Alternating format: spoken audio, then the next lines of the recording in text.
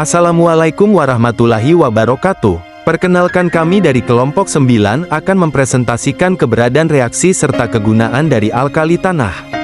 Sebelum memasuki materi, izinkan kami memperkenalkan diri. Perkenalkan, nama saya Ardiki Chandra Arya Soka dengan NIM terakhir 040.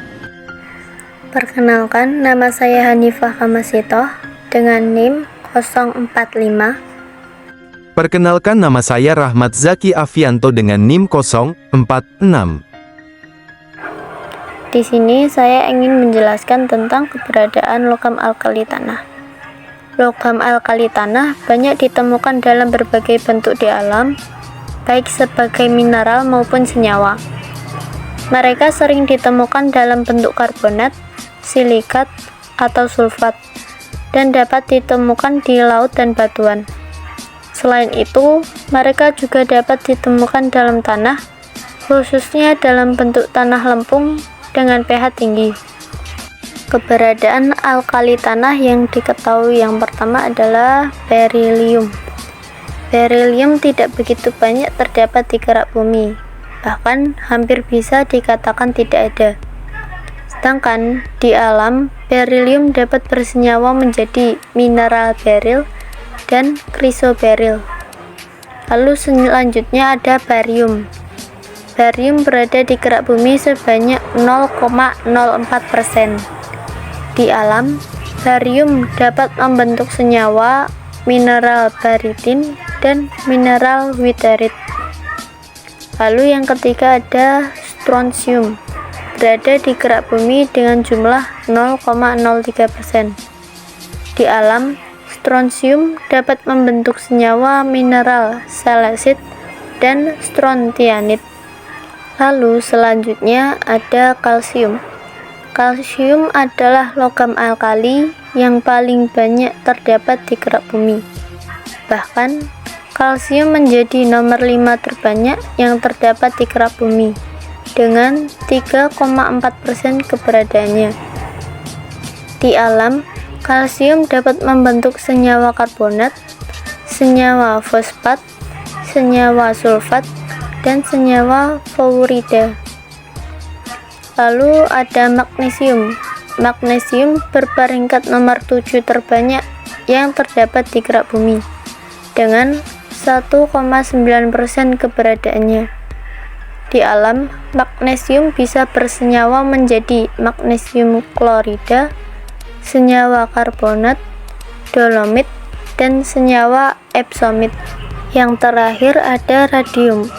Radium merupakan unsur alkali tanah yang keberadaannya relatif langka di alam dan merupakan unsur radioaktif dalam golongan tersebut. Radium biasanya ditemukan sebagai produk sampingan dari pemurnian uranium atau juga terdapat dalam biji uranium. Kali ini saya akan membicarakan tentang reaksi yang terjadi pada logam alkali tanah. Yang pertama, reaksi dengan air. Logam alkali tanah bereaksi dengan air membentuk hidrogen dan gas hidrogen. Ca plus 2H2O menjadi CaOH plus H2. Itu adalah contohnya. Dalam reaksi ini, logam alkali tanah bereaksi dengan air untuk membentuk kalsium hidroksida dan gas hidrogen membentuk senyawa hidroksida yang bersifat basa. Kemudian reaksi dengan oksigen. Logam alkali tanah bereaksi dengan oksigen membentuk oksida 2AmG plus O2 menjadi 2MgO. Dalam reaksi ini, logam alkali tanah bereaksi dengan oksigen untuk membentuk magnesium oksida membentuk senyawa oksida yang stabil. Kemudian reaksi dengan halogen. Logam alkali tanah bereaksi dengan halogen membentuk garam halida. Contohnya Ca plus Cl2 menjadi CaCl2. Dalam reaksi ini, logam alkali tanah bereaksi dengan klorin untuk membentuk kalsium klorida dalam membentuk senyawa garam halida yang stabil. Kemudian reaksi dengan hidrogen, logam alkali tanah bereaksi dengan hidrogen membentuk senyawa hibrida. Contohnya Ca plus H2 menjadi CaH2. Dalam reaksi ini, logam alkali tanah bereaksi dengan hidrogen untuk membentuk kalsium hibrida karena bersifat ionik dan dapat bereaksi dengan air yang membentuk hidroksida dan gas hidrogen.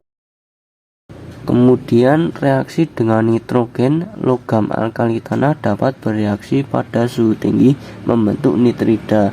Contohnya 3Ca plus N2 menjadi Ca3N2. Dalam reaksi ini, logam alkali tanah bereaksi dengan nitrogen untuk membentuk kalsium nitrida. Nitrida alkali tanah bersifat ionik dan dapat bereaksi dengan air untuk membentuk hidroksida dan amonia. Selanjutnya kita akan membahas kegunaan dari alkali tanah. Di slide pertama ini, saya akan menjelaskan tentang kegunaan 3 unsur alkali tanah, yaitu berilium, magnesium, dan kalsium. Yang pertama, berilium, Be. Berilium ini termasuk logam yang sangat ringan dan kuat, makanya sering dipakai untuk pembuatan paduan logam, khususnya untuk pesawat luar angkasa dan perlengkapan militer. Selain itu, berilium juga bisa digunakan sebagai reflektor dan moderator dalam reaktor nuklir, karena kemampuannya memperlambat neutron tanpa menyerapnya terlalu banyak. Kedua, magnesium, Mg. Magnesium dikenal sebagai logam ringan, jadi sering dipakai untuk komponen pesawat dan mobil, karena bisa mengurangi berat kendaraan tanpa mengorbankan kekuatan. Lalu, magnesium juga digunakan dalam kembang api dan flare, karena warnanya yang terang saat terbakar. Dan yang gak kalah penting, magnesium ini juga dibutuhkan tubuh manusia, terutama dalam bentuk ion Mg2+. Biasanya dikonsumsi lewat suplemen kesehatan. Ketiga, kalsium, Ca. Kalsium mungkin sudah familiar, karena merupakan komponen utama tulang dan gigi. Tapi selain itu, kalsium juga digunakan secara luas dalam industri, misalnya untuk membuat semen dan baja. Senyawanya yang paling terkenal adalah kalsium karbonat, CaCO3, yang sering digunakan sebagai kapur bangunan dan juga antasida, yaitu obat untuk mengatasi asam lambung. Selanjutnya di slide kedua, kita masuk ke 2 unsur berikutnya, yaitu strontium dan radium. Yang keempat, strontium, Sr. Strontium sering dipakai dalam kembang api, khususnya untuk menghasilkan warna merah cerah yang khas. Selain itu, isotop radioaktifnya, yaitu strontium-90, digunakan dalam baterai nuklir, terutama untuk misi luar angkasa atau alat yang butuh sumber energi tahan lama. Barium, Ba. Salah satu senyawa barium yang paling terkenal adalah barium sulfat, BaSO4, yang digunakan dalam ronsen saluran pencernaan. Senyawa ini aman karena tidak larut dalam air dan bisa memperjelas gambar ronsen.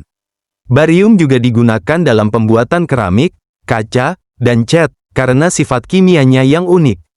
Dan mirip seperti strontium, barium nitrat juga digunakan dalam kembang api, tapi untuk menghasilkan warna hijau. Yang terakhir, radium, Ra. Dulu, radium dipakai dalam cat bercahaya, contohnya di jam tangan dan panel instrumen pesawat. Juga digunakan sebagai sumber radiasi untuk terapi kanker, terutama sebelum teknologi modern berkembang. Tapi karena tingkat radioaktivitasnya tinggi dan berbahaya, sekarang penggunaannya sangat dibatasi dan diawasi ketat. Sekian dari kelompok kami, terima kasih atas perhatiannya. Mohon maaf jika ada kekurangan atau kesalahan. Kami dari kelompok 9 pamit undur diri. See you next time.